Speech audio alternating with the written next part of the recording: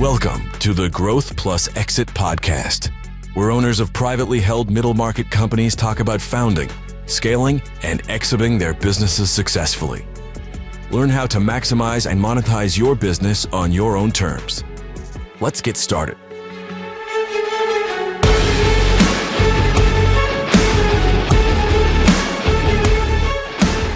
Hello, I'm Heather Bennett, your host for the Growth Plus Exit podcast, featuring middle market owners talking about founding, growing, scaling, and exiting their businesses.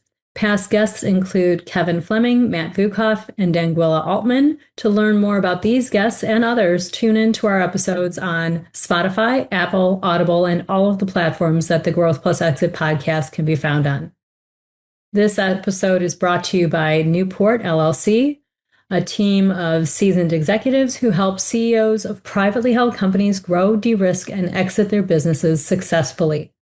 Newport LLC is a winner of the prestigious Inc. magazine Power Partner Awards, a list of elite B2B companies from across the globe.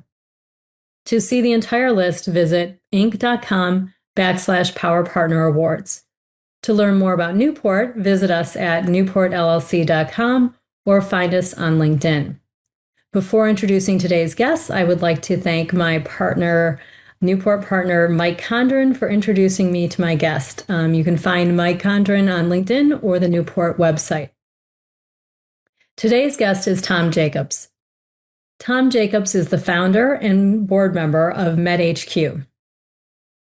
MedHQ partners with hospitals, health systems, outpatient healthcare, ambulatory surgery centers, and physician provider groups to offer comprehensive advisory and administrative solutions.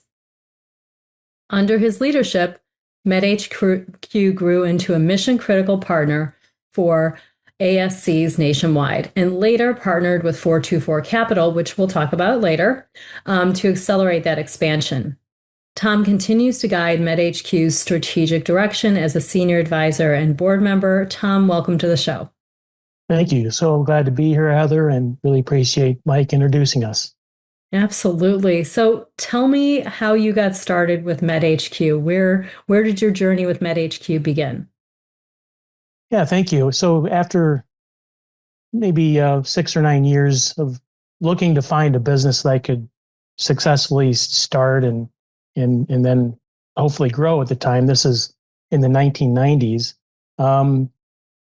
through actually a staffing agency that my wife was a partner in, and she was the chief operating officer and her partner CEO, had a relationship with an individual who wanted to launch a surgery center management company.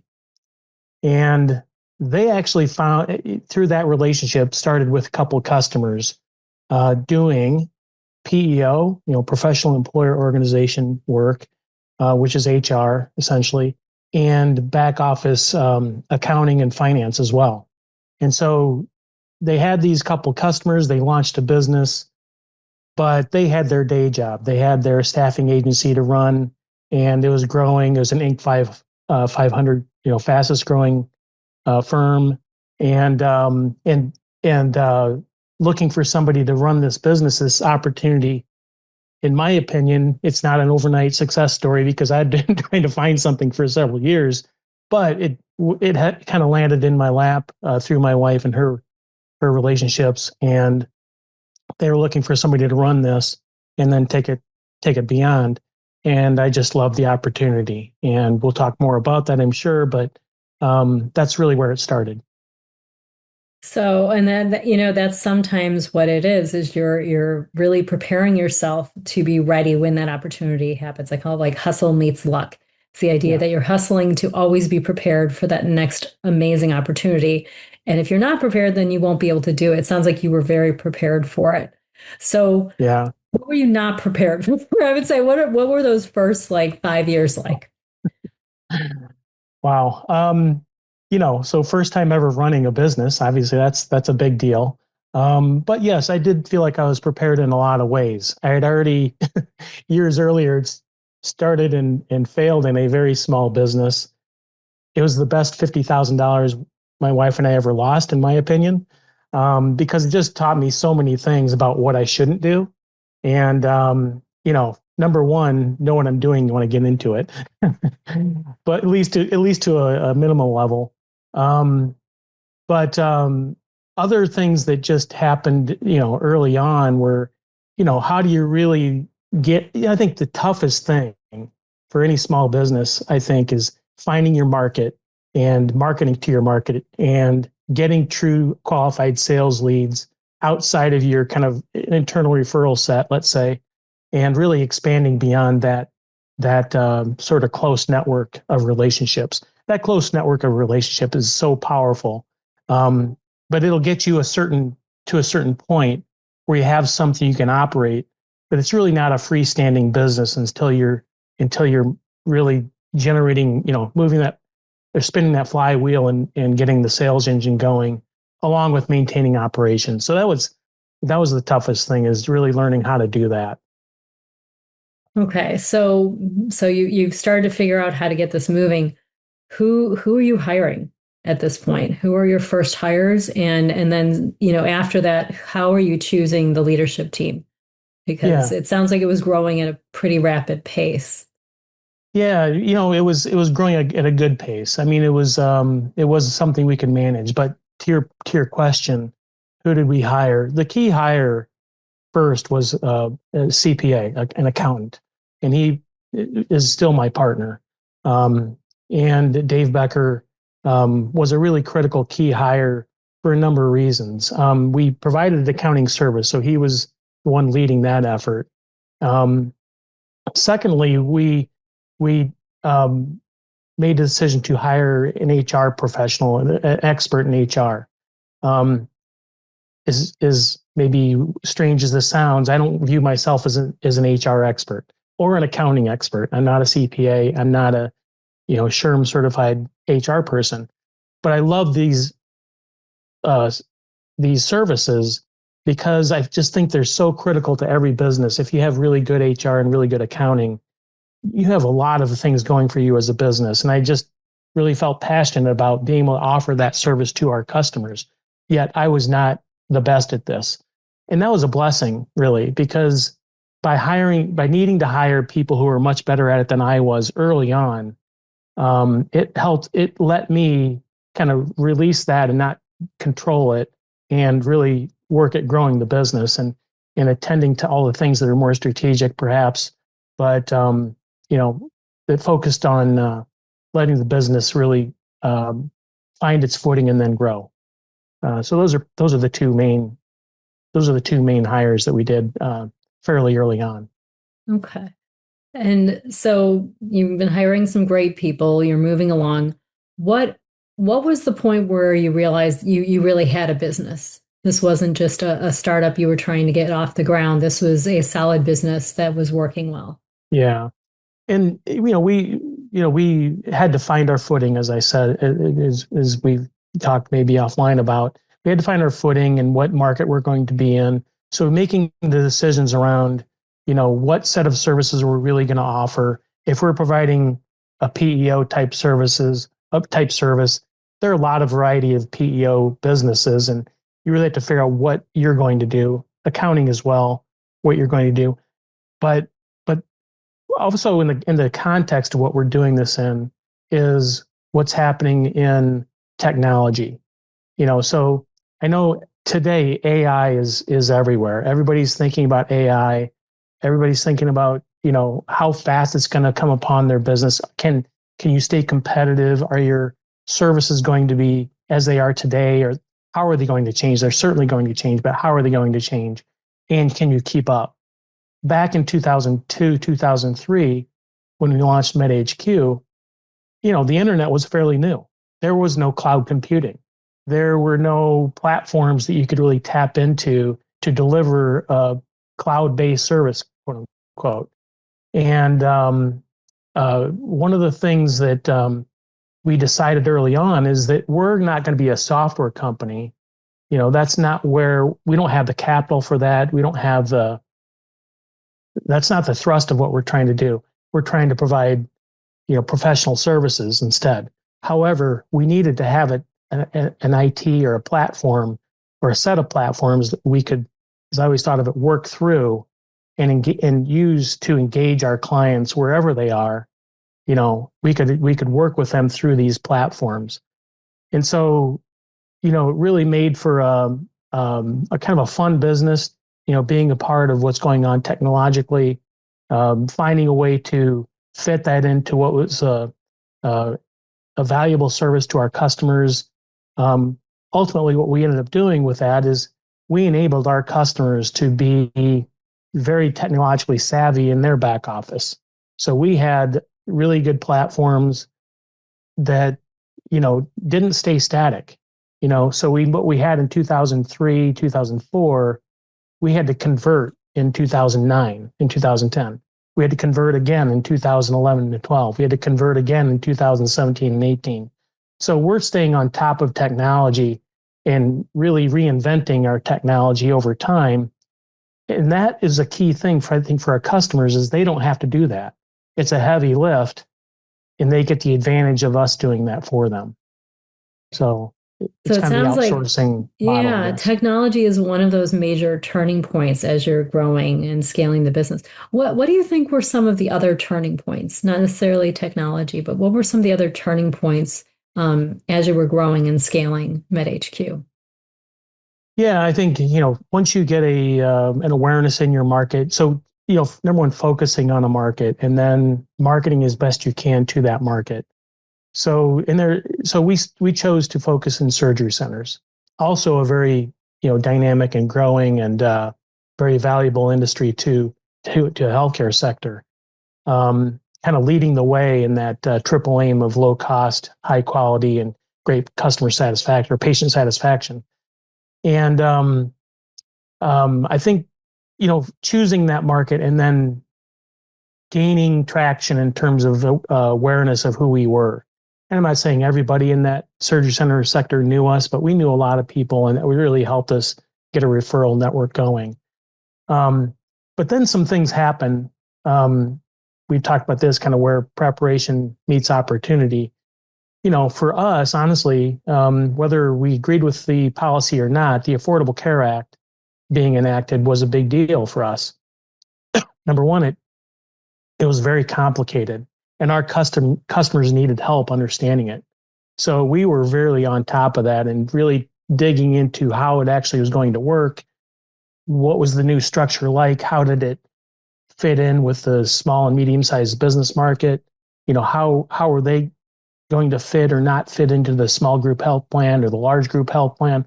All those things had just changed, and people wanted to know how to make it work for their business, for their surgery center. And we took that as an opportunity to figure it out and do webinars and do, client education sessions and all that.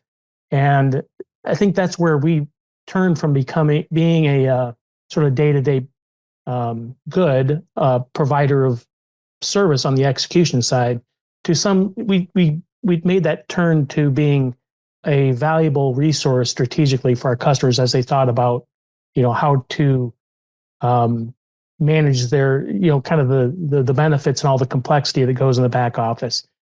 And then all of the changes that have let's say, American culture has gone through in terms of employees and the relationship employees have with their employer and all those dynamics and how they've changed. And then COVID hits and the same kind of thing happens where, the CARES Act and the other legislation that came about, our customers needed help knowing how to navigate that, how to apply for a PPP loan. That's language from a few years ago. But all those things that happen sort of from the outside, exogenously, if I can say that, all those things that happen, if you're prepared for it and if you have a strategy and you have approach, those can be opportunities for your business as you look to continue to penetrate the marketplace. Yeah, and you touched on some important things too, with a highly regulated industry, the influence of laws on how to participate. One of the things I also really like that you talked about is that accountability for being a key thought leader, being a resource to the industry, and a lot of the the guests that we've had on the podcast are the type of people who recognize the importance of that and do things like the webinars and the training and the educating and creating communities and events around their industry to provide that type of support.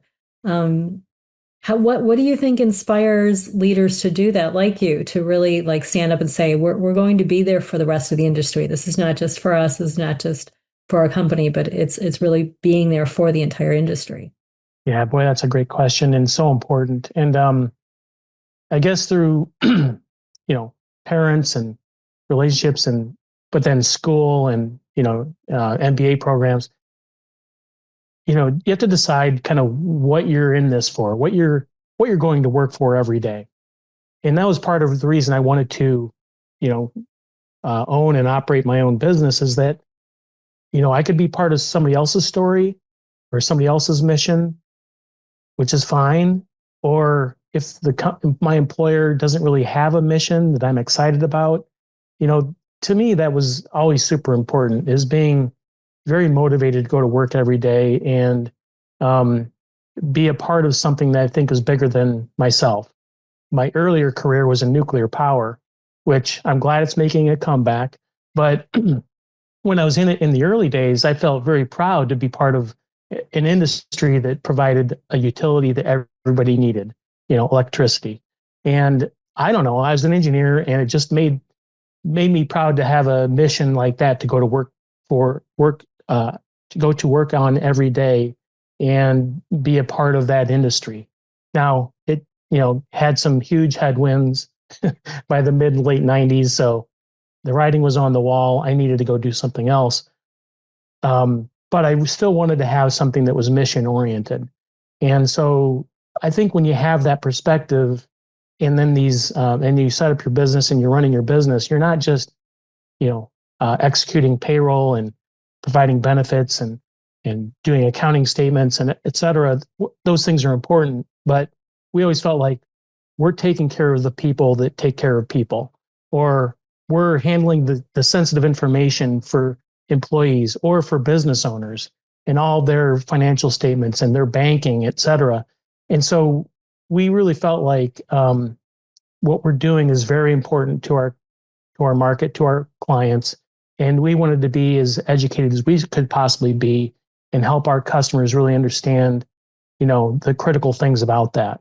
And I guess we always had that mission. We always wanted to have that mission orientation, which does another thing too. So just setting aside maybe the mission part of it, what that I think did for us is that we were constantly or continually looking at, focus. What is our mission? What are we here to do every day? What are we working at? And, if you read somebody like Patrick Lencioni and the 5 dysfunctions, let's say, clarity of mission, clarity is so important. And I think, the 5 things that he talks about, I think that clarity thing is so important. Clarity, not only in what the mission is, but communicating that to your clients, communicating that to your customers, even your vendors. And I say even your vendors. To me, vendors, you have strategic vendors and relationships like that are so important. But if you're clear to everybody that is part of your team or that you're delivering service to, that's just so important. And I think being sensitive to and caring about your mission helps you work at how you being clear about what you're doing and what your mission actually is. So I think for me, that's a lot of the reason I think we got excited when some things happened in the marketplace. Not excited that those things happened, but excited that we have the opportunity to help be thought leaders, as you said, for the market and help our customers, navigate their situations. Yeah, that's excellent. I mean, just like you said, clarity, mission, all of it. So let's move from mission to vision. What's your vision for MedHQ? And then we'll come back to discussing what happened with 424 and how that came about. But first, what are you looking forward in the future for MedHQ? Yeah. I have to go backwards before I go forwards. But so just the name. I mean, we did choose the name, even though we were only doing HR and accounting at the time. we added in healthcare land, this makes sense maybe to nobody else, but credentialing, we added that along the way. But the mission was always, be excellent back office service providers, because, my family had a healthcare background, has a healthcare background. And so, that doctors don't like to have to do the administration, and even in health systems, hospitals are complicated organizations, very complex, systems, and they're bureaucratic for a reason. They have to handle so many contingencies and so many events that they need to be prepared to do that, especially acute care hospitals. But our vision was that we could be a part of the solution in terms of helping maintain or reduce cost, let's say, in the healthcare space. And that was the vision early on, maybe in our little way, HR accounting for surgery centers. But it was always part of the vision that we could have a larger role by delivering our service to more and more clients. And, you mentioned the part, Newport and Mike Condron helping us find our capital partner, 424 Capital. That was a major launching point going into the future in terms of really filling out all of the services that we would offer. And at the time we did that, we were making a bet that that's what the market wanted. And today I really think we're seeing great feedback from the market that, yes, this is what they want. And they want great quality, scaled, let's say, solutions that they can rely upon to do administrative work and operational work, so that they can deliver great care to patients in their local markets. Healthcare is a local thing. It's a geographically based local phenomenon, but efficient partners like us can help them scale even in the region or maybe even national. But also we have the size and scale to be very efficient about what we do and how we do it. And they can tap into just a plethora of resources and experts and technologies that they wouldn't be able to do on their own in the complex environment that healthcare operates in. Yeah, and I don't anticipate that, and I'm sure from your perspective that complication will end anytime soon. So this is a very important service and perspective and guidance in terms of technology and services provided. So let's go back to 42. So you're running MedHQ, things are going great, you're growing, you're scaling, you're hiring really terrific people, you're serving your clients. What was the trigger point for deciding to reach out for capital? Yeah, great question. So kind of before that, some of our clients, they were going through some of their own exit strategies, let's say, and that was important. And we needed to be there for them as they did that. And wherever that landed, we at least wanted to help them in their process. But once they had taken that step, and I was to the point in my gray-haired career where I was starting to look at my own opportunity, my family situations, grandkids now, all those things that when you start this, you think, oh, that'll never get here, but now it's here. And you start thinking about, okay, we'd love to have MedHQ continue on in some form or fashion. How do we go to the market and figure that out? I'll say prior to that, I had made it a practice to sort of at least once or twice a year, go to some sort of M&A event. I mean, I've been doing that since the mid 2000s probably, or even before maybe. But just, kind of slowly educating myself on what the M&A market is all about. What is a PE firm? What is a VC? What are strategic buyers? I can't say that I really understood that even when Mike and I started working together. I didn't know it as well as I do now, that is. But but I felt important to really prepare myself for something in the future because I knew someday I'd get there. So when I got to that point, I had actually been through a couple rounds with potential buyers and just never felt we were getting the value that we deserved. And so we turned down a number of opportunities along the way. But I think with Mike and engaging Mike, and Joe Dennis, by the way, was his partner on this project. I think they did an excellent job of really helping me believe that we could go to, we didn't do a full process, but we had a very professional approach to how we went to the market. And we had about, 6 or 10 potential buyers or partners that we knew would be interested. And so they really helped me professionalize the approach, of how we would go to market, how we would educate the potential partners in what we were all about, what we think our opportunity is all about. And Mike and Joe just did a great job of, number one, preparing me and MedHQ for that, helping us to believe that, yes, we had these opportunities and we could achieve a great result.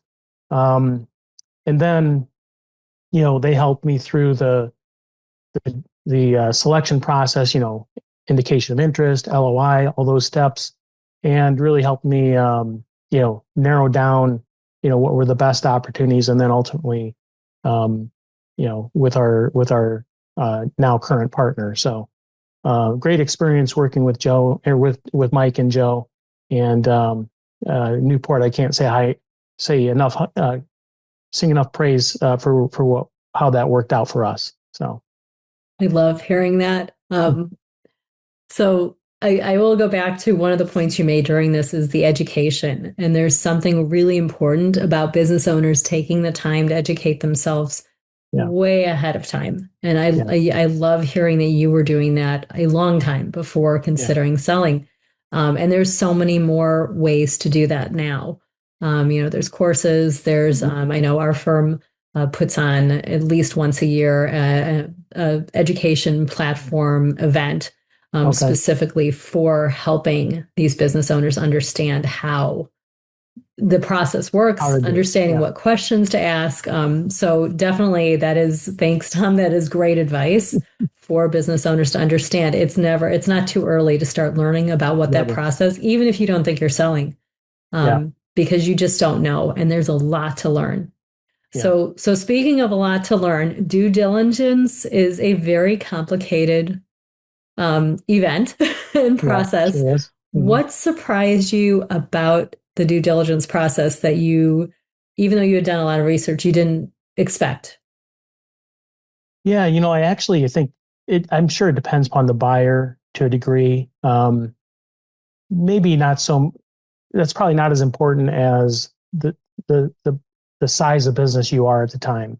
I think that probably drives some more variation in how the diligence process goes, how long it takes, so all those things than maybe through the buyers. Because now I see that a lot of buyers might have a similar approach. But I think what surprised me is it was manageable. I thought it was just going to be horrendous. It wasn't horrendous. Now maybe Mike Condron had some conversations with our now partner in there. He's chairman of our board now, but that I was not a part of, and so I think he did a great job of kind of relationship wise, bringing both me online and Kyle, our chairman, online, and kind of bringing us together and make sure we're on the same page. Getting back to your question, I guess what were some surprises? It was a reasonable amount of diligence. I think I was surprised by that. I felt like they're going to look at things that just were totally unnecessary. No, they didn't. They're very good at what they needed. They knew just what they wanted to look at. They knew just what areas they should look at, and it just made sense to me. That was, I guess, the surprise is how much sense it made to me what they were getting into. And that's not always the case. So I've heard every story possible about Got the it. exit process, and Okay. it sounds like yours was a very good situation. Yeah. I'm so And happy with where we landed. So 424 Capital is great.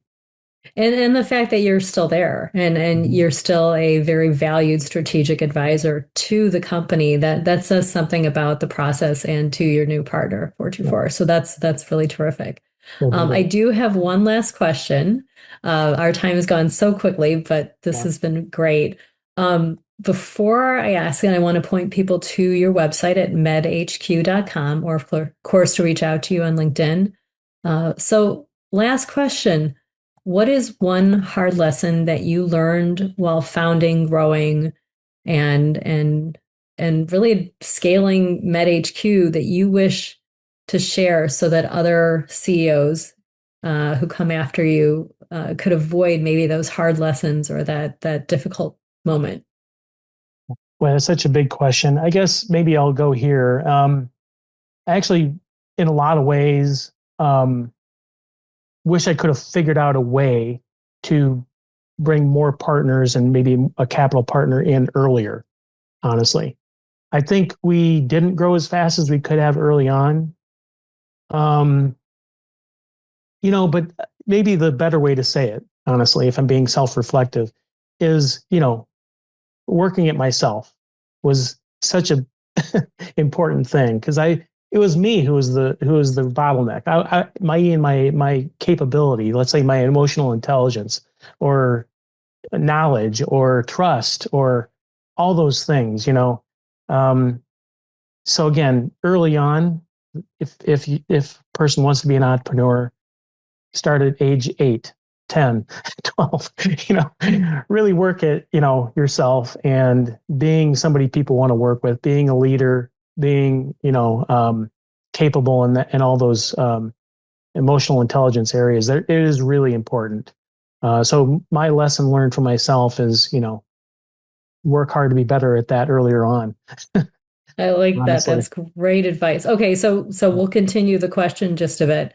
Mhm. One book, podcast, or show that you would recommend to help business owners become that better leader? Well, boy, another great question. I'm deep in my faith. I guess that's the book I'd recommend, and you can guess which one that is. But from a business book point of view, I am a huge Patrick Lencioni fan. He's an HR oriented guy. I'll just say Good to Great is the book that stands out to me. Is Doug Collins is being just a lot of relevant information in that book. Big fan as well. So those are excellent books, and we'll make sure that they're in the show notes as well for our audience. I've been talking with Tom Jacobs, founder of MedHQ. Tom, thank you so much for joining me and for sharing your experience. Thank you so much, Heather. I've really enjoyed it. Thank you. As mentioned earlier, while interviewing Tom Jacobs of MedHQ, he worked with Mike Condron of Newport and a few other of our Newport partners during the transaction. Mike Condron is a managing director and has been a partner with Newport for over 14 years. He has a highly accomplished career in law, C-suite management, and entrepreneurship. He uses his experience in all three to help middle market clients de-risk and navigate the M&A process successfully. Mike, welcome to the show. Oh, hi, Heather. Thank you. Thanks. Great to be on. So Mike, let's get right to it. How did you meet Tom and start working with MedHQ? Everyone will always say, hey, I have an interesting story, but this really is something that was unique. One of our fellow partners here in Chicago, Joe Dennis, is really a pioneer of digital connections and digital lead gen, as we call it. And after we formed Newport, we realized we all have great and extensive networks. I don't always have a good understanding to communicate to people what it is I do. And Joe did a great job identifying and reaching out to folks, business leaders, specifically in healthcare, that might have a need, have an interest after they've had the growth component that we're now ready to explore and exit. Tom responded to Joe, and they had a few sessions virtually on Zoom. And I will never forget getting a call from Joe saying, I think I have somebody for you that we might want to talk with like right away. I was in Tennessee at a board meeting, and within a few days, Joe and I were back in Chicago, and we had a lunch with Tom. And that digital connection reminded Tom and I that we knew one another. We actually had lived in the same community up in Lake Geneva. And years earlier, he had a boat that had become loose, and I was the volunteer board member of the community in charge of buoys that year. So I got this call that there was a random boat that had come lost from its mooring on its buoy. And me and one of my neighbors were able to go secure the boat and tie it down. And as Tom and I had lunch, he said, "Oh, I remember you. We know each other." Then we went back to realize, as Joe, Tom, and I talked about what Tom really wanted to accomplish with MedHQ, the origin story for MedHQ, Tom, I was able to listen in, talked about his wife, Julie, and their staffing agency. I had early in my career been a lawyer for that staffing agency and a few others. And so as Tom and I connected, we realized we had a shared value system. And that really launched about a 5-session a period where we started to talk with Tom about what he really wanted to accomplish and what he had done up till now with MedHQ. That's awesome. It is really, it's who you meet, who you know, and who needs help. I love that focus.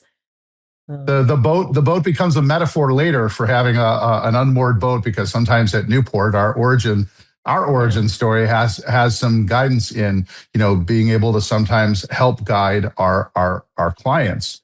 And in this case, similarly, MedHQ had grown. It was kind of floating, having been a founder, and really needed a new secured approach for how to secure growth. And Tom was ready as a founder, to have a capital partner. And that's what we learned in our sessions, in our working sessions. Yeah, he had the best things to say about how that process. So let's talk about the process. What were the triggers in your discussions with him that said, okay, here's what, this, you are ready for exit, or you're ready to start getting ready for exit? Yeah, this is a great thing. And again, listening to Tom, this was helpful, because one of the things that a founder has confusion over is they know their business. They know some challenges, like Tom explained earlier, with existing clients who were thinking of going through their own process, caused Tom to look at strategics, different competitors that might come to him. And while they were offering a certain number and a range of valuation, I think Tom felt he could do better. But it allowed Joe and I in particular, and we began a great team. By the way, Joe's not only a pioneer in digital, he also had a background in accounting, and I have a background in HR, PEO, and healthcare. So together with Tom, we were able to craft a strategy for him to say, okay, if you do want to part, here's what it might look like with a strategic. And if you're ready to exit as an operator, that might be a good choice. However, if you might have 4 or 5 years of fuel in the tank to stay in and help grow your business, boy, that opens up an opportunity in late stage venture and early private equity, to which Tom, as he said on this podcast, had begun to learn a little bit about those options, but wasn't quite sure whether that was going to be a fit. I have been an operating executive with a number of private equity firms. I've been a general and limited partner as investors in private equity. So that was another opportunity for he and I to have a session of not only what that might look like, but how do we target the right potential buyer? And in this case, and that partner, 424 Capital rose to the top. There were about 3 or 4 on that side. There were 3 or 4 strategics, and we ran a limited process. And that process was something not only new to Newport, but in our transaction phase this was one of the nascent deals. So we made sure not only that Joe and I were doing it correctly, but we brought in a tenured expert, Fred Fink, who's part of our transaction group, to make sure and oversee that we were doing things right, because this transaction was small enough that an investment banker might not necessarily be interested. But it was incredibly important to Tom. And it was incredibly important to us to make sure that he had a plan and a strategy for the next 5 years. We worked really hard. I also heard Tom talk about diligence, and we can talk about that too, because the reason he had such a good experience was the hard work that we did on the front end in the other 5 sessions before we even went to market. That's such a good point. Not only to do the pre-work ahead of time, but also to really listen to what the client's goals are and helping them explore. There's so many options at that point when you're getting ready to exit. It's often, I think, hard to see all of those options at one time, especially if this is the first time you've ever exited a business. Right. And founders, by the way, just like they want to run their business quickly, they'd like to do a transaction quickly. And I will share with you, we moved quickly. We moved with more alacrity than I expected. Joe Dennison, Tom, and I talked about weeks, not months. But what we were very pleased with is because they had, at MedHQ already some very good blocking and tackling on their financials. They were a little bit ahead of some of our others in terms of sometimes we'll run a process even for a year to make sure that we act as if we're the capital partner. Here's what you're going to share. Here's what they're going to ask for. Here's what your succession plan needs to look like. Tom had done a lot of that planning and work. But what I liked is he said, in his business, they bring clarity into the PEO and surgical center space. One, Newport could bring that same clarity to him in the transaction. And two, I knew in surgical centers with my healthcare background that this was a hot space that many of my early stage private equity relationships would have an interest in. And that's what happened for 424, made MedHQ the base of its business to then acquire things on. That's a big deal as well. And Tom and I talked about what that meant, which meant we're going to yield higher value for him. And the best part is you have your cake and eat it too, because you have that second bite of the apple. That 30% Tom still hasn't realized may actually eclipse what he was able to achieve in the first part of the transaction. Yeah, definitely good to think about it in multiple stages as opposed to thinking it's a one-time transaction, especially if you're willing to stay on as an operating partner. Right. What do you think business owners need to be thinking about? Given everything you've just said, like what should they be concerned about before even going down this path? So I would say two things. It doesn't have to be us, but get an advisor, get a partner, get a trusted advisor who complements the areas that you may not have. You may have expertise in what you do, but I'm working with 2 or 3 folks right now that really know their business, but they're hearing about private equity, and quite often they're not hearing positive elements, and they're hearing about strategic issues, and they're worried about what's going to happen with their employees. So I think the first thing, not only in your internal planning with the books you read, and like Tom, I read Good to Great. We have shared values. Peter Drucker, the Modern Management and Effective Executive are the things I listen to. So I love reading, but I would recommend reaching out to somebody that you can have as a trusted advisor to take you through those machinations, because quite frankly, MedHQ was ready. So by the time they went into the process, we actually were doing diligence on our acquirer as much as they were doing on us. It's very rare, but we actually took trips out to Boston so that Tom could meet and we could understand more about the investors and what we could learn about 424 so that we created the right fit. A founder doing that work ahead of time, it's not easy to just do that on your own. If you can have a group that helps you with that, it may be an executive you have in, it may be a group like Newport, really does help. And, in our case, we actually saved MedHQ an investment banking fee. We probably charged about half of what an investment banker would. So that would be my recommendation, is not only do your prep, but be ready to share with your trusted advisor some things you're worried about so you can play out those machinations come up now rather than happen in diligence. That's why you're going to have a more pleasant diligence process. So in the process of the transaction, did anything not go as planned, or do you have any regrets about how it went? Nothing ever goes as planned, even though we this was one of our favorite transactions because it was something new we were trying as advisors. As advisors, sometimes you just turn it over the transom to the bankers. So one thing that was a surprise was that we were able to do the work and be ready. So when an ERISA issue arose, like it did, This was something that everyone agreed had to close at the end of the year. I'm going to forget which year it was, but I can remember this. I can remember sitting next to my Christmas tree on Christmas Eve with now the chairman of 424 talking about whether we were going to do this deal or not, 6 days away from close. And some of it had to do with simple issues, benefit issues, totally things that you won't foresee. So I think being ready and flexible with our founder, prepping them for what it might look like. That's when our leader on the transaction side, Fred Fink, became my advisor. And so one of the things we do well at Newport is we try to taste our own medicine, which is making sure we have checks and balances and that we're working through issues. And so I think the surprise was we all closed as we said we would before the end of the year. Two, there was a point where I thought I had to fly to St. Louis to meet with an ERISA lawyer who was ready to check out for the rest of the year. So being ready, to go that extra mile for our clients was a little bit of a surprise. But three, continuing the relationship. I think if I have a regret, one of the things I offered but should have pushed harder is any small fee I have as an entrepreneur, I like to roll into the future. So I've stayed in touch with MedHQ, with 424, and turns out a few years later they needed a CFO, and I was able to make that happen for them as well, and bring a really close friend since I've known since I was 13.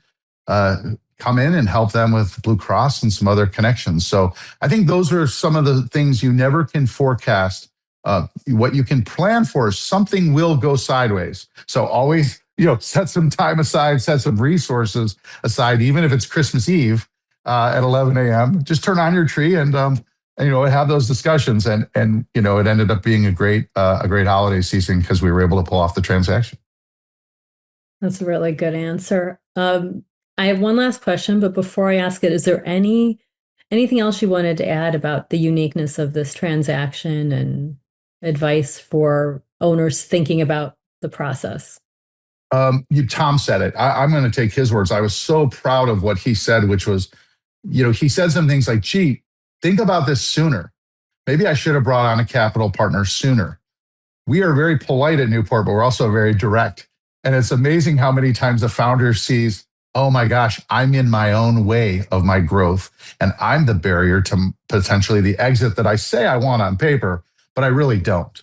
I had another client once tell me, I'd like to go with this private equity firm, but I don't want them to tell me when I have to get on a boat and be with these other portfolio companies, in July, because that's when I take the month off. And I thought, oh, this isn't the right fit. So I think, engaging and really going through the options is critical. And I just can't, emphasize that enough. It's not all going to be, you can't prepare for everything, but you can run through that diligence process with an advisor sooner rather than later, and engage us. We're always willing at Newport, as you know, Heather, to have a discussion.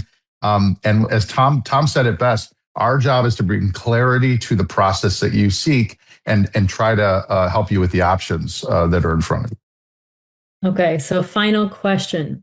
How do you advise business owners, and not necessarily Tom, but the business owners you've worked with, on what happens after the transaction? Because he had a unique situation of work, staying on for a bit of time. And what do you advise for during that time period? Okay, first of all, that's a great question. And I loved your tagline of hustle meets luck, because the very first session I had with Tom about private equity was, I need you to be ready to commit to 2 to 3 and up to 5 years to run this business as additional businesses come on. You are, once you're on the other side of the transaction, you are the subject matter expert. That capital partner has placed a bet on you that you are going to help them move forward. That doesn't mean necessarily that they don't want to professionalize the management team. So you might lose some things operationally that you once held on to. For example, like how you manage your pocketbook. Things like the miles that you used to get on your credit card that you would use to take your family on a cruise because you ran so much of your company expenses on that Amex card. Those things will change. But I think on the other side of that transaction, I stay available as an advisor. And, even as we're thinking about that next bite of the apple for Tom, let's do some planning. And luckily for founders, sometimes that's helping you with a family office. That's helping you with, what are you going to do next? So as you take some things off, most of us that are entrepreneurs want to keep going. So retirement is probably a vestige from many decades ago. So we start to plan and think about what's that going to be like once you have fewer duties. And what does that mean? That could be enjoying grandchildren. That could be starting a new business, running a family office, or doing a variety of things. Excellent, excellent. I've been talking with Mike Condron of Newport about his experience working with Tom Jacobs in MedHQ. Mike, thank you so much for sharing your perspective. I appreciate it. Thanks, Heather. Great job.